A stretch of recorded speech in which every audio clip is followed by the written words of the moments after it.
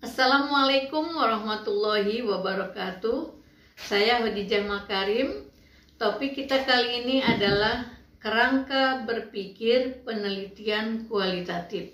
Teman-teman sekalian, di dalam penggunaan pendekatan penelitian kualitatif, sama-sama kita ketahui bahwa cara berpikirnya adalah dengan menggunakan pola pikir induktif. Di dalam berpikir induktif pada pendekatan kualitatif itu proses menarik kesimpulannya dalam membuat pernyataannya itu dari khusus ke umum. Berbeda dari penelitian kuantitatif yang pola pikirnya yang digunakan adalah berpikir deduktif. Nah, jadi apa yang dibutuhkan adalah fenomena-fenomena individual dan yang bersifat khusus. Itu bagaimana caranya kita memulai berpikir induktif. Nah, baik teman-teman sekalian, kerangka berpikir pada umumnya diletakkan ada yang di bab 2 setelah pengemukakan penjelasan dalam mengemukakan teori lalu kerangka berpikir. Ada juga perguruan tinggi yang membuat panduan penulisan karya ilmiahnya menyiapkan satu bab, yaitu di bab 3 khusus untuk menjelaskan kerangka berpikir. Nah, jadi silakan teman-teman meletakkan kerangka berpikir itu sesuai dengan panduan yang digunakan oleh kampus masing-masing. Jadi ada yang di bab 2, ada yang di bab 3.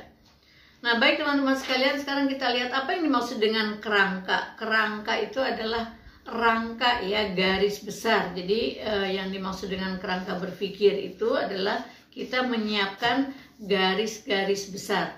Untuk apa? Nah, kita lihat berpikir. Berpikir itu apa? Berpikir adalah proses menggunakan akal budi. Dalam rangka apa konteksnya dengan penelitian? Dalam rangka pengambilan keputusan dengan mempertimbangkan variabel-variabel yang kita pilih dan kita gunakan dalam penelitian itu. Jadi kerangka berpikir itu adalah menjelaskan hubungan-hubungan antar variabel yang kita gunakan di dalam proses penelitian kita. Jadi kalau kita lihat kan berpikir itu adalah mengasosiasikan antara satu hal dengan yang lainnya. Jadi berpikir itu adalah hubungan antara stimulus respon, itu dalam psikologi, ya. Jadi kalau dalam penelitian adalah sebab akibat, ya, stimulus respon, itulah proses berpikir. Jadi kalau kita lihat kerangka berpikir itu adalah memuat fakta dan kajian-kajian pustaka yang digunakan di dalam penelitian kita, lalu kita gunakan untuk menjelaskan hubungan antar variabel yang kita perlukan di dalam proses penelitian tersebut. Kalau gitu gunanya apa kerangka berpikir, ya? Jadi kerangka berpikir itu adalah kegunaannya membantu peneliti untuk memahami hubungan-hubungan antar variabel nanti yang akan kita gambarkan di dalam bagan, ya. Nah, jadi kalau boleh kita katakan sebetulnya kerangka berpikir itu adalah sebuah model. Ya, ada di teman-teman bisa menggambarkannya model tersebut dalam bagan-bagan hubungan. Jadi model itu apa? Model itu adalah representasi dari suatu objek. Jadi kalau kita ceritakan sesuatu hal misalnya dengan deskripsi kan kepanjangan. Nah, kalau kita tampilkan dengan model, kita cepat memahaminya. Jadi penyederhanaan lah, ya, model itu adalah penyederhanaan dari suatu penjelasan yang panjang, rumit, dan mungkin banyak gitu, ya.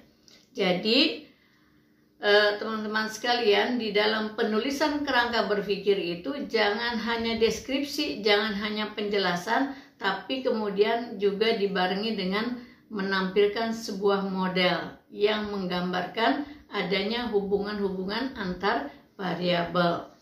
Nah, baik teman-teman sekalian, kita lihat misalnya di dalam pemaparan kerangka berpikir itu ada dua cara. Misalnya pertama kita menjelaskan dulu secara deskriptif hubungan-hubungan antar variabel, lalu kita tuliskan selanjutnya dapat dilihat lebih jelas pada diagram di bawah ini misalnya, atau pada model hubungan antar variabel yang peneliti sajikan berikut ini gitu ya. Jadi ada dua, misalnya kalau kita lihat contohnya ya, misalnya ya judulnya misalnya hubungan antara pengalaman beragama dengan kesadaran beragama, kemudian kita hubungkan dengan karakter jujur. Ya, saya ulangi, hubungan antara pengalaman beragama dan kesadaran beragama dengan karakter jujur. Saya ambil contoh yang umum aja nih ya, misalnya di mana penelitiannya di SMP XXX misalnya ya.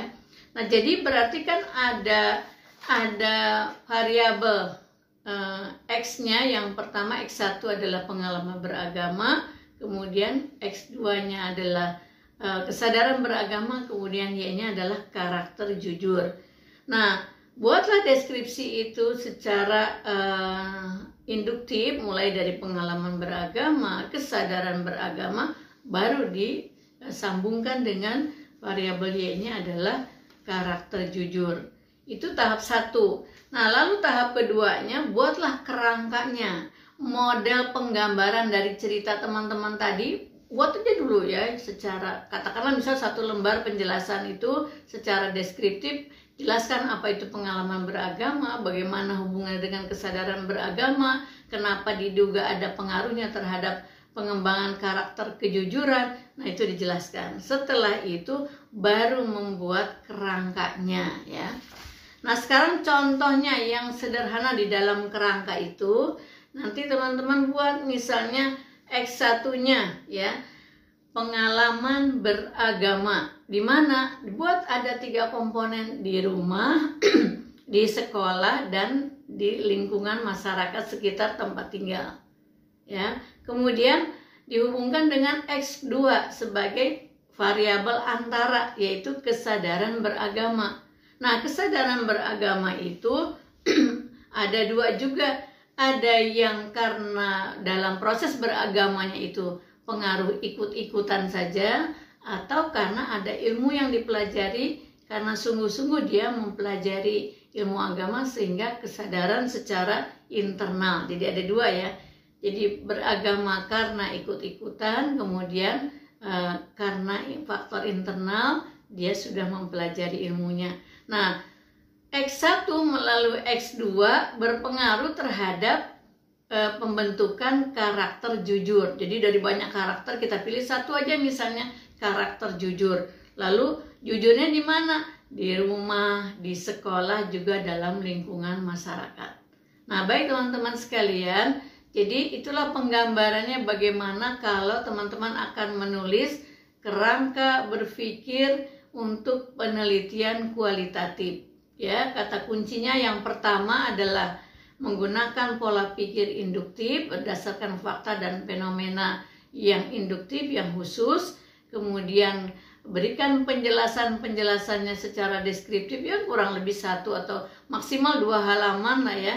Kalau kemudian apalagi kalau disediakan dalam 1 bab, itu berarti teman-teman punya kesempatan yang banyak untuk menjelaskan secara deskriptif. Tapi itu tidak cukup karena tidak tergambar dengan mudah ya penggambaran hubungan itu. Maka di halaman berikutnya buatlah 1 model, buatlah 1 bagan yang menjelaskan hubungan-hubungan antar variabel tadi yang saya contohkan.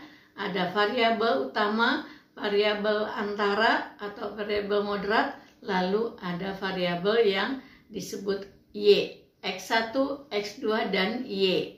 Nah, baik teman-teman sekalian, untuk lambang matematika X1, X2, dan Y, kalau di dalam penelitian kuantitatif nanti yang lingkungan rumah, sekolah, dan masyarakatnya, teman-teman tambahkan X11, X12 kan begitu. Tapi untuk model penelitian kualitatif, teman-teman tidak usah menggunakan lambang matematika ya. Jadi biarkan aja menggunakan lambang-lambang lain yang bukan lambang matematika, misalnya A, B, C gitu aja ya. Nah, baik teman-teman sekalian, demikian apa yang dapat saya bantu buat teman-teman yang akan membuat kerangka berpikir, khususnya kerangka berpikir dalam penelitian kualitatif. Mohon maaf bila ada kekurangan. Sampai ketemu di lain kesempatan. Assalamualaikum warahmatullahi wabarakatuh.